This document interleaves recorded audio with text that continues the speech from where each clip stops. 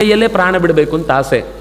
ಮೂಲ ರೂಪದಲ್ಲೂ ನಮ್ಗೆ ಅವನೇ ಯಜಮಾನ ಆದ್ರಿಂದಾಗಿ ನಾನು ಅಲ್ಲಿಯೂ ಹೋಗಿ ಅವನಿಗೆ ಸೇವೆ ಮಾಡಬೇಕು, ನನ್ನನ್ನು ಕಾಯ್ತಾ ಇರ್ತಾನೆ. ಅವನಿಗೆ ಬೇಕಾದಷ್ಟು ಅಪ್ಸರ ಸ್ತ್ರೀಯರು ಅಲ್ಲಿ ಅವನು ಈ ರಾಮನ ಬಾಣದಿಂದ ಪಾಪಶುದ್ಧಿಯನ್ನು ಹೊಂದಿ ಸ್ವರ್ಗದಲ್ಲಿ ಸೌಖ್ಯವನ್ನು ಪಡೆಯುವುದಕ್ಕೆ ಎಲ್ಲ ಅನುಕೂಲತೆಗಳನ್ನು ತಂದೊಡ್ಡಿದಾಗಲೂ ಅವನು ಆ ಎಲ್ಲರ ಮೇಲೂ ಅವನಿಗೆ ಅಧಿಕಾರ ಇದ್ದರೂ ಅದರ ಮೇಲೆ ಕಣ್ಣು ಹಾಯಿಸದೆ ನನ್ನನ್ನು ನಿರೀಕ್ಷೆ ಮಾಡ್ತಾ ಇರ್ತಾನೆ. ಹಾಗಾಗಿ ನಾನು ಇಲ್ಲಿಂದ ಹೊರಡಬೇಕು. ಹತಾಗಮಿಷ್ಯಾಮಿ ಸಮೀಪಮಸ್ಯ ನಮಾಮೃತೇ ರಾಮನ ರಮೇತವಾಲಿ.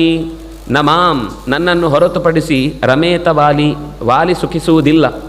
ಅದರಿಂದಾಗಿ ನನ್ನನ್ನೂ ಕೂಡ ಕಳುಹಿಸಿಕೊಟ್ಟು ಬಿಡು, ಹೊರಟು ಬಿಡ್ತೇನೆ.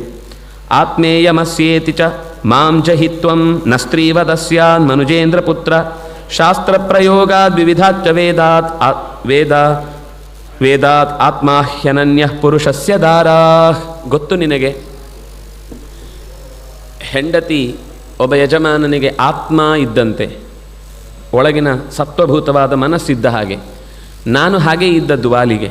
ಅದರಿಂದಾಗಿ ಹೆಂಡತಿಯನ್ನು ಗಂಡನಲ್ಲಿಗೆ ಸೇರಿಸುವುದಕ್ಕೆ ನೀನು ಮಾಡಿದ ಕೆಲಸ ಆಗತ್ತೆ ಹೊರತು ಒಂದು ಹೆಣ್ಣನ್ನು ಕೊಂದ ಪಾಪ ನಿನಗೆ ಬರುವುದಿಲ್ಲ.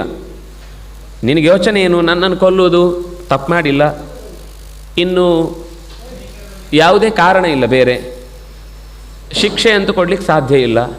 ಅದರಿಂದಾಗಿ ಹೇಗೆ ಅಂತ ನಾನೇ ಬಯಸಿ ನನ್ನ ಶರೀರವನ್ನು ಯಜಮಾನನಿಗಾಗಿ ತೊರೆಯುವುದಕ್ಕೆ ನಿನ್ನ ಬಾಣ ಕಾರಣ ಆಗಲಿ.